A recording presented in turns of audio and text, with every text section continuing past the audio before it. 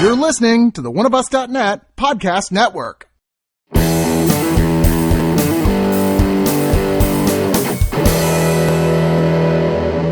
I wanted to sing like a parody of Holy Diver, and then I realized I couldn't remember how it went.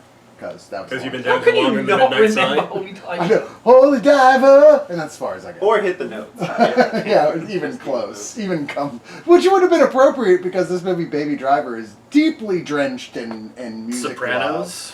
This is a movie that was made so that everyone could see how really awesome Edgar Wright's record collection is. Let's be real. Kind of. Even when Richard and I saw it, with him there in attendance, and he was talking about, I pretty much got the idea to make this movie by listening to my iPod.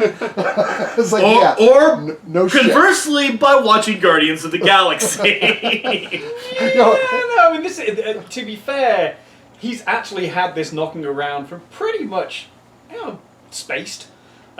This has been in his back pocket for since before Shaun of the Dead. I mean, yes, but was the idea to make it a jukebox musical there all the time? Yeah. All right. That was in fact, if you want to see the proof of concept, just after Spaced, he did a video for a British band, and it is actually this. It's this exact idea. Just as a 2-minute video. Just laid out as a 2-minute video, and it's been burning away in Edgar Wright's the back of his head ever since then, and finally he went, I can now actually do this, and they'll give me the money to do it, and it'll be okay. Well deserved. Well, let's do our introductions. I'm Chris. John. Richard. Eris. Bo.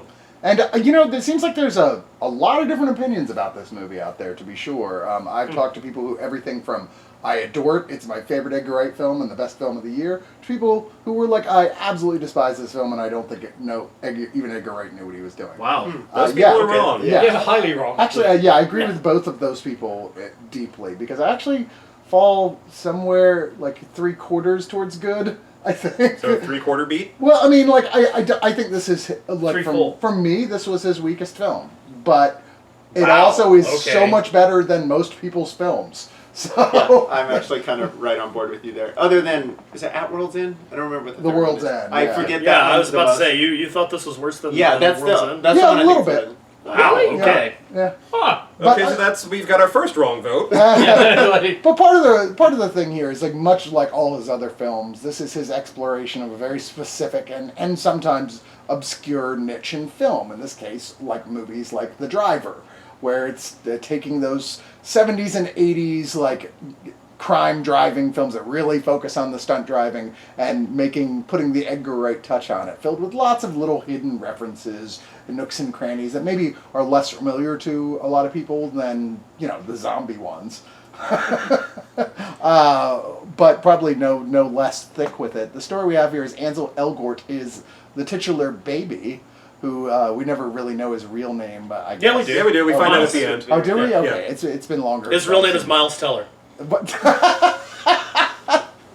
he's not as snarky looking as Miles. He will be soon. But when you find out his real name, suddenly his face gets so much more punchable. He's a really young guy who listens to music constantly because he has really, really bad tinnitus from an accident he was in when he was a kid, when his parents got killed in it. And now he found himself in a scenario, when you find out eventually later why in the movie, where he's working for Kevin Spacey, who is Doc, a kingpin of crime, lower level kingpin, who organizes bank heists and heists of various sorts. He's just a duke pin.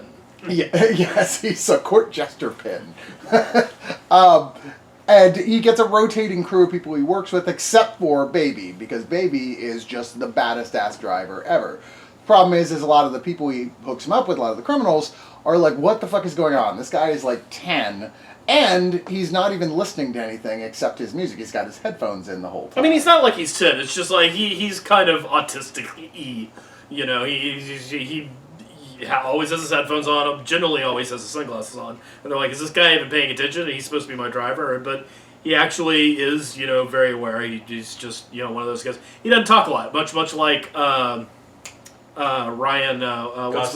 Gosling in The Driver, which is another pay on to the original Walter Hill's Driver. Yeah, very much so. Yeah. In fact, both of them kind of rip off the first action driving scene from that movie. Yes. Almost move for move. Well, I mean, Edgar Wright's been very open about this is absolutely a love letter to Walter Hill. And, Oh yeah. Well, steal from the best. As he's told Walter Hill that his big hope is that people will go, so what's this thing, The Driver? It's like, go see that as well. Yes. Watch my movie. Which was a bigger hit in Europe and was kind of panned here, but now it's become a classic. Yeah, I just watched it for the first time recently at the demanding of my friends, the Summers Brothers. We're like, you've never watched The Driver? We're literally going to sit on top of you until you watch it. They brought it over. Now you have to watch Barry Lyndon. See what you did? Seen it. I've seen it. No, he doesn't. The rest of the crew that were introduced here along the way is we have John Hamm as Buddy, Jamie Foxx as Bats, John Bernthal as Griff, Eliza Gonzalez as Darling, Flea, briefly, as Eddie No-Nose. Actually, I think Flea was in there almost as much as Bernthal.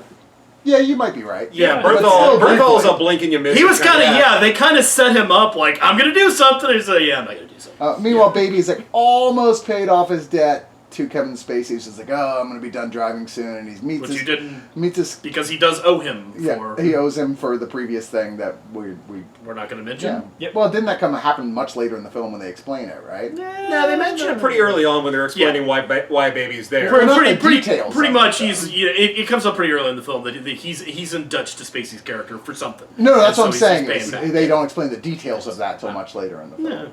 But it's not that important. Yeah, you don't really Either need way. the details. Yeah. All you need to know is that he owes a lot of money, and so his cut is going to pay down his debt. But he's nearly finished. And Baby has met a hot waitress played by Lily James that he's hitting it off with in a big way, and he's thinking, maybe me and this girl, once we're all paid off, we're going to get and drive off into the sunset. Yeah, in a completely different movie, he's met a lovely waitress where they have their first date at the Wes Anderson laundromat. Yeah, kind of.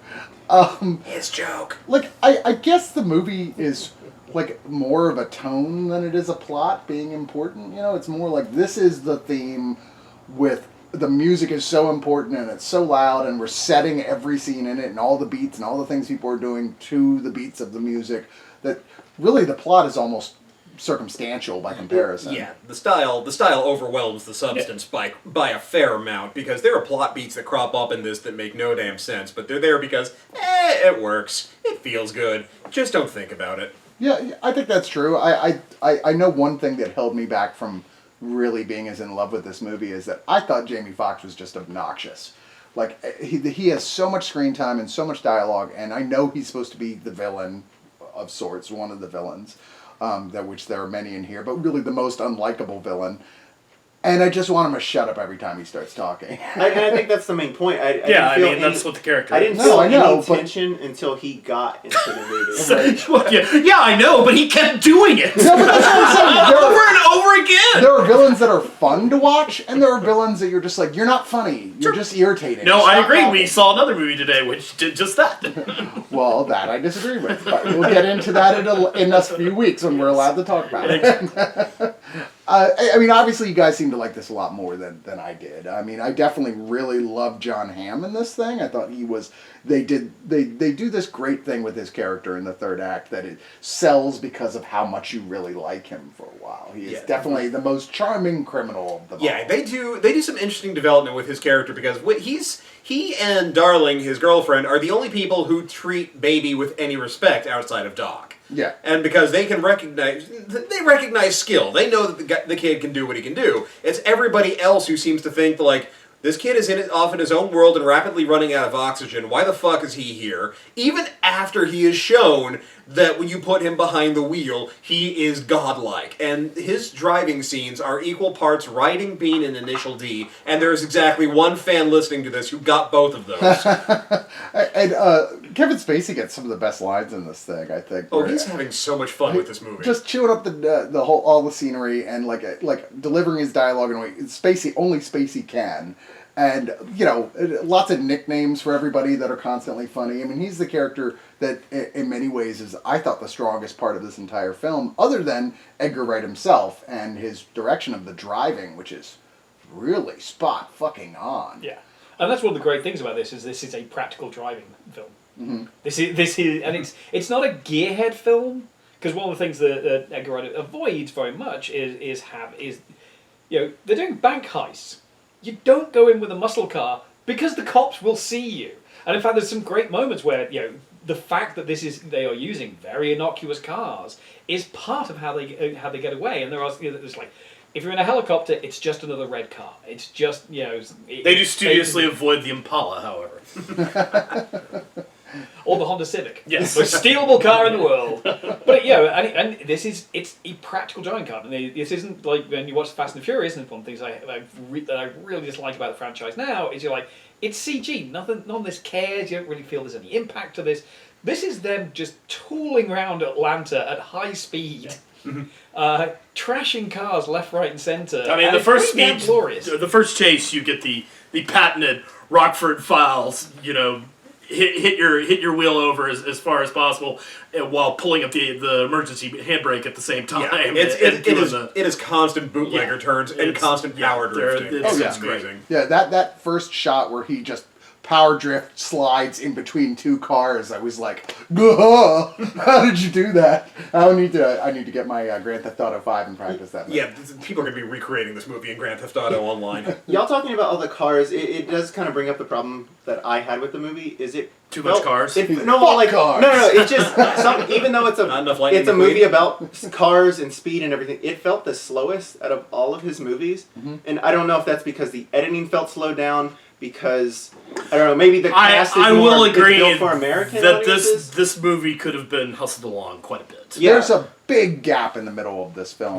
where it slows way down for way longer than you would think it would. Yeah, and don't make a movie with the word driver in the title if you're not in some kind of car thing like every 5 minutes or so. But you kind of want to keep pouring that on. I think that kind of sums up. What I was saying earlier is like, it feels slow for him, not necessarily for other movies I've seen. Yeah. So I do put it in a category where it's like one of my, like, on the lower list of his movies for me, but it's still better than what everyone else does. Yeah, no, agreed. It's partially the first act. The slowness, though, is that's him maturing as a director and an editor, because a lot of his staccato approach, I think, was nerves. I think he really felt he had to put something into every frame. And in the Cornetto trilogy, that really is just like, just edit like this, edit it to death. And he's very good at that. I mean, he edits it to within an inch of his life, but keeps it there. Scott Pilgrim, every frame has 50 things going on. Sure. And this is, I think, is Edgar Wright going, you know what? That's a young man's game. I don't need to be that director. I don't need to have to hit the razor every 30 He seconds. might have chosen some better subject matter to do that with than a car chase movie. And yet this film is all that I'm saying. I'm not saying that's a bad thing for a director to get towards, but sometimes in this film it's only that middle act that is what you're talking about, because the first and the third act are all that Edgar Wright style. It's very staccato in a good way. It's like, talk about an editing nightmare. Jesus, they're matching up everything to the song so exactly. And they're doing it, and half the time they're doing it in continuous takes. Yeah, exactly. It's actually quite a wonder, technically, that they made it work, those scenes work as well as it did, but it's also the strength of that first and third act that makes that second act feel like it sags so goddamn much. And part of it to me is, as well, and y'all probably will disagree with me here, but I thought Ansel Elgort is more of a look what he can do more than who cares who he is. He plays him very down, very emotionless, and when I watch him connecting with Lily James, I see no chemistry. I'm not interested. I just want to get back to the driving. In fact, with the exception of Jamie Foxx, I want to get back to the other criminals, who are much more interesting. One of the things I noticed in the middle section, which I really think is part of the reason why it slowed down, is that's where the music disappeared. Yeah. As soon as the earbuds are out of his ears, then suddenly everything is at a lot slower pace, and they're back into that Wes Anderson meet cute that they've been hinting at through the entire time. It's when the two collide at high speeds that suddenly it gets really interesting again. Because now it's literally a Wes Anderson character finding out that she's in the middle of a gangster movie and watching the reaction to it that makes it so much more interesting. What was the years ago? There was a Wes Anderson does like a fake trailer for him doing an action movie or a horror movie. That's what it was. They had him do like a cabin in the woods type of thing. Yeah. I still want to see him do that. Yeah. It would be the most symmetrical horror movie you've ever seen. Right. It's like, man, this killer only likes to kill people who live in incredibly symmetrical houses. It's all dolly shots. Somewhere Wes Anderson's going like, has nobody noticed they're all horror films? and just doesn't get it. Just doesn't know. He's like, it's the metaphysical terror of it all. It's the nausea of the human condition. It's the terror of knowing that the world is about. Tree of the Dead. But I kid Wes Anderson. Anyway, let's go into final thoughts. Harris, why don't you get us started? This is a movie that you're going to get the soundtrack because it's going to make you feel so much cooler. You are going to be listening to this and recognizing all the samples that your favorite DJs, hip-hop artists, and pretty much everyone else has ever used. Something which actually fucked me up a couple of times when I'm hearing a musical score and I'm like, oh, they're about to do House of Pain. No, they're fucking not. But it does drag in bits. The relationship between Elgort and James is kind of cute, but it's kind of like, well, it's in the script, and it kind of leaves you wishing that the two stories would collide a little bit quicker and make it much more dynamic, I guess, and more interesting. And then there come plot twists where, again, it's stuff that happens because it's in the script and it looks really good on screen, but if you think about it for all of 5 seconds, it falls apart.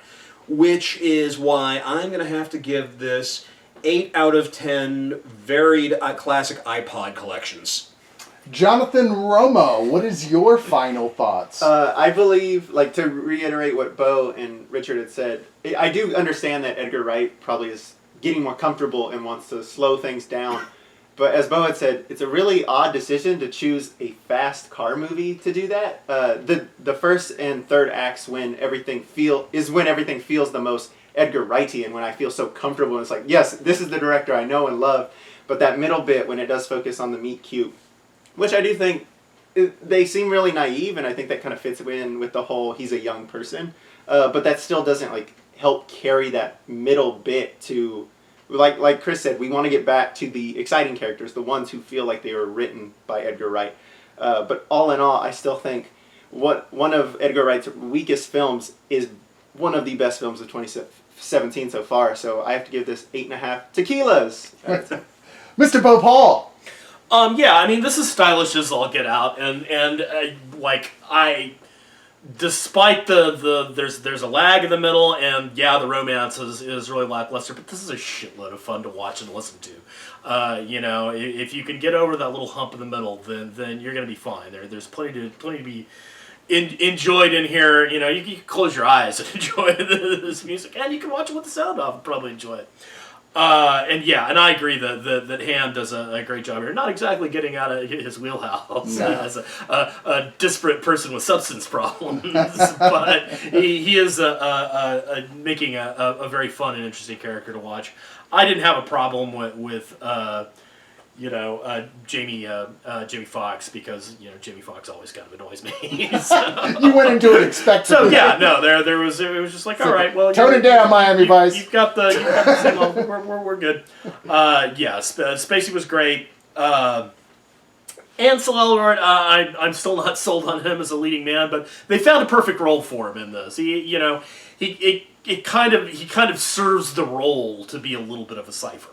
Because that's how he is described, and for the most part, this thing fires on all cylinders. It's stylish fun. It's a great summer movie. Go and have fun in the theaters. I give it a strong 8.5. Miniature Ryan O'Neills wearing scorpion jackets. So Richard Whittaker. What I really like about this is an excellent example of a British director making a profoundly American film.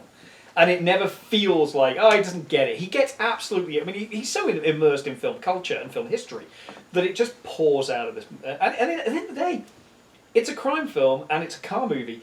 It's also a musical. There's a lot of West Side Story hidden in here if you really look at it for 5 seconds. Because, he choreographs the chase sequences like dance routines. There's something rather wonderful about that. It is his best when he's channeling his inner Walter Hill. It's weaker when he's channeling his inner Michael Mann. Elgort cannot carry a diner sequence in the same way that De Niro can. But there's something pretty damn spectacular about this, and it's more fun than most things you're going to see this year. It's more fun, particularly than any of the blockbusters, where most of the good ones have actually been pretty miserable. and fairly bleak. But this is just a damn fun slice of cinema. I'm gonna go with the consensus and give this 8.5 screaming gears. You know, this is a movie that definitely sets out to have fun with its audience, and its soundtrack is one of the things I love about it. Is all over the place. The choices, they're so varied, so many things that if there's something you don't like, literally wait 2 minutes, and the next song, which will start right after it, is probably What are you something talking really about? like. Aren't all of your Spotify playlists like this? Yeah, actually. Yeah.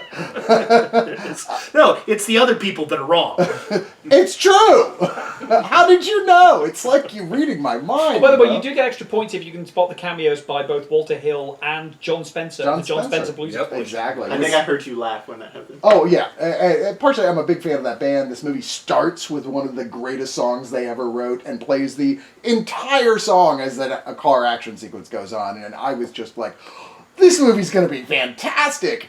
And like I said, it was up and down for me throughout this. And one of the main things I blame it on is really Ansel Elgort's character. Not so much his lack of a performance, but this is one of those movies I kept thinking of, it would have been so much cooler if they had structured it this way. If he had cancer, this thing would have killed. Okay, shut up, Bo.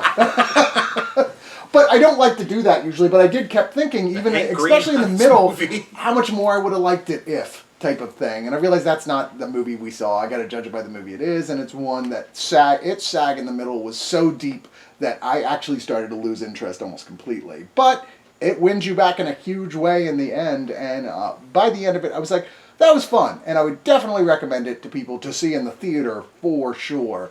I'd give this 7.5 out of 10 bell bottoms, because, bell bottoms. Blues Explosion! Bell bottoms. Bell bottoms. If you haven't bought Orange by the John Spencer Blues Explosion, do it right now. It's fantastic.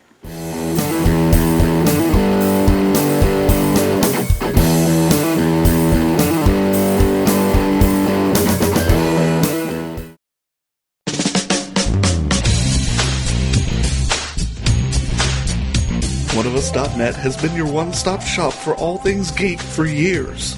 But there's a side to them many of you have never heard. The subscription side. Subscribe and listen to great podcasts like The Breakfast Pub, The Original Gentleman, and the Watch a Movie With Us series. Head on over to Oneofus.net and don't forget your towel.